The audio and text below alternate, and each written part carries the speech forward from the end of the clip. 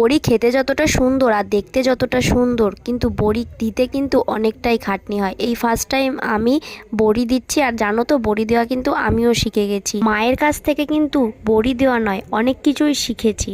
আর আজকে কিন্তু আমার গলার ভয়েসটা শুনে তোমরা অনেকে বুঝতেই পারছো, তো একটু অ্যাডজাস্ট করে নাও।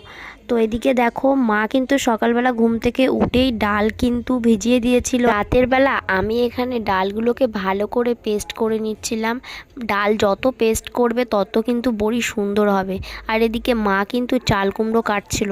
চাল কুমড়োটা কিন্তু আমি হাত দিয়ে তুলতেই পারছিলাম না এক হাতে, এতটাই ভারী ছিল। আর চাল কুমড়োটাকে কিন্তু ছোট ছোট করে পিস করে কেটে ধুয়ে তারপরে ওই ঘষণি দিয়ে ভালো করে ঘষে ডালের সাথে কিন্তু ভালো করে ফাটাতে হবে, যেটা তোমাদেরকে আমি দেখাতে পারলাম না, কারণ ওটা মাই করে রেখেছিল। আর হ্যাঁ, ডালের সাথে কিন্তু যখন তোমরা চাল কুমড়োটাকে দেবে তখন কিন্তু ভালো করে ফাটাতে হবে, যতক্ষণ না ভালো করে ফাটবে